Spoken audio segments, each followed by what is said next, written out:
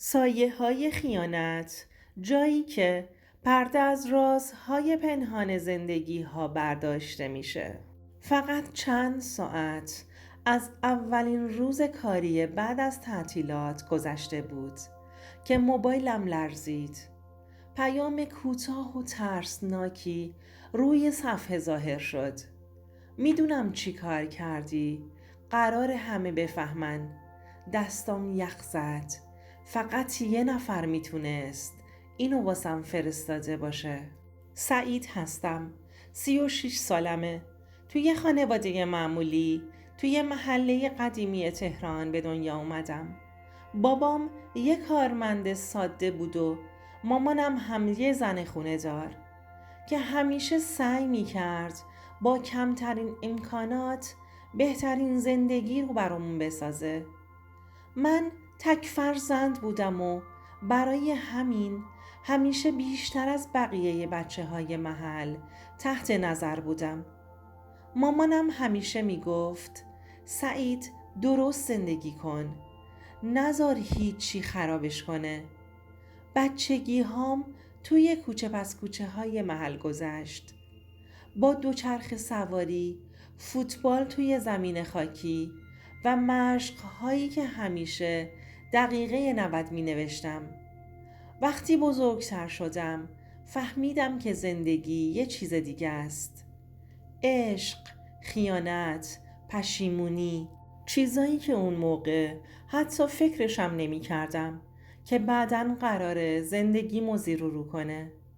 مدرسه که تموم شد رفتم دانشگاه. مهندسی خوندم. توی دانشگاه با کلی آدم آشنا شدم. ولی هیچ کس مثل مریم به دلم ننشست. دختری ساده، مهربون، از اونایی که میدونی اگه کنارت باشه هیچ وقت تو رو تنها نمیذاره. با هم ازدواج کردیم. یه بچه هم داریم. یه پسر 6 ساله که همه زندگیم فکر می کردم زندگیم کامله.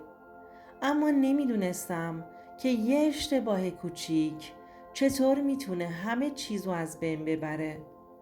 زندگیم معمولی بود. نه خیلی هیجان انگیز، نه خیلی کسل کننده. یه زن خوب داشتم، یه کار مناسب و یه زندگی که از بیرون هیچ مشکلی نداشت.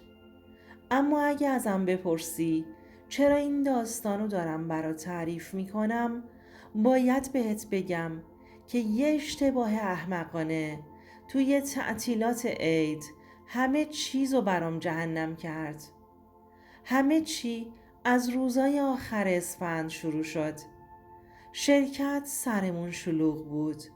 پروژه ها باید قبل از عید بسته می شد و منم مجبور بودم که تا دیر وقت بمونم. تو همین روزا بیشتر با نسترن سر و کار داشتم. همکارم بود. زنی 32 ساله، خوش قیافه، خوش صحبت و از اونایی که میدونی اگه یه بار تو دامش بیفتی دیگه راه برگشتی نیست. از قبل هم همیشه با هم گرم می گرفت. ولی من تو اون روزا هیچ وقت بهش اجازه نداده بودم که از حد رد بشه. اما نمیدونم چی شد که اون روزا یه جور دیگه بود. شاید خسته بودم. شاید یکم هیجان میخواستم. شاید هم فقط احمق بودم. زن و بچم برای تعطیلات رفتن شهرستان. منم گفتم چند روز میمونم تو تهران که یکم استراحت کنم. نسترن پیشنهاد داد یه روز بعد از کار با هم بریم بیرون و یه قهوه بخوریم. به بهونه اینکه خسته شدیم و یه استراحت لازم داریم. منم بدون اینکه زیاد فکر کنم قبول کردم. اما قهوه خوردن تبدیل شد به شام و شام تبدیل شد به یه شب نشینی لعنتی که نباید اتفاق می افتاد.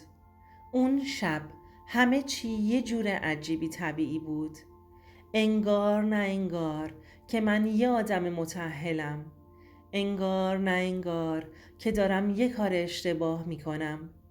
صبح که بیدار شدم فقط یه حس سنگینی داشتم، ولی با خودم گفتم یه اشتباه بود و تموم شد، فراموشش کن. اما نسترن انگار نظر دیگه ای داشت.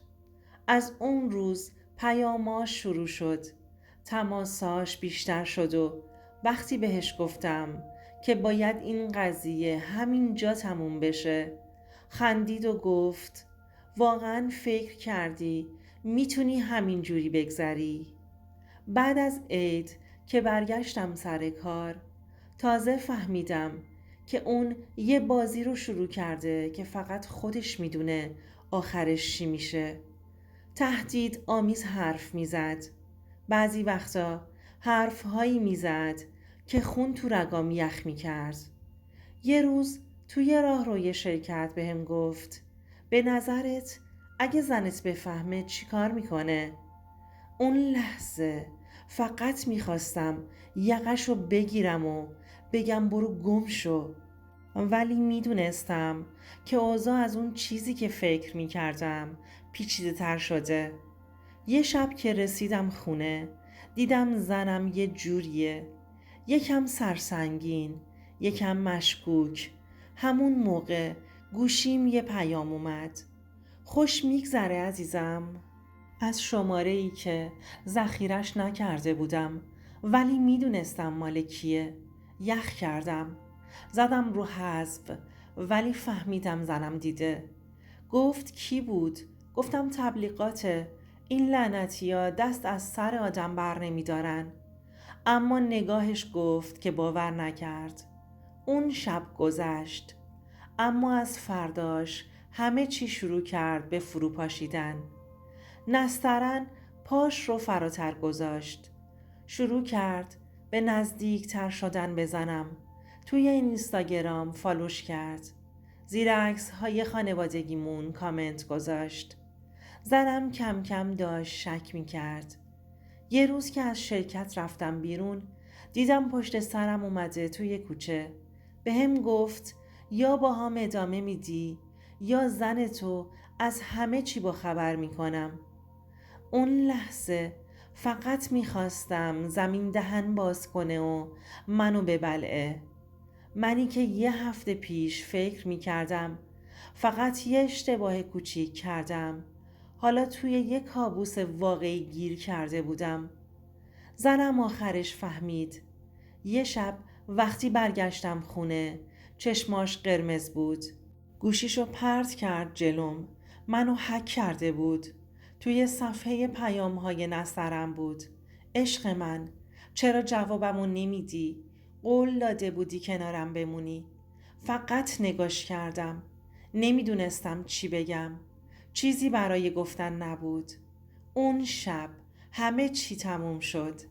زنم رفت خونه باباش و بچه‌مو هم برد و من موندم و یه شرکت که توش هر روز باید چشم تو چشم نسترن می شدم. این داستان هنوز برام تموم نشده. دنبال راهی می گردم که زندگیمو برگردونم، ولی بعضی چیزها وقتی از دست رفت دیگه هیچ وقت مثل قبل نمیشه. من یه اشتباه کردم، یه اشتباه که زندگیمو نابود کرد. حالا موندم و یه حقیقت تلخ. خیانت فقط یه لحظه لذت نیست، یه زهر کشنده است که آروم آروم همه چیزو از بین میبره. اگه این داستان رو میشنوی فقط یه چیز ازت میخوام. هیچ وقت اجازه نده یه وسوسه یه لحظه‌ای سالها زندگی و عشق تو نابود کنه. هر قدمی که برمیداری فکر کن که یه روز ممکنه بابتش چه قیمتی بدی، چون بعضی از اشتباهات هیچ وقت جبران نمیشن. سعی کنید تو زندگیتون تو دام شهوت نیفتید و همیشه در زندگیتون به همسرتون و شریک زندگیتون عشق بورزید تا خوشبختی رو لمس کنید.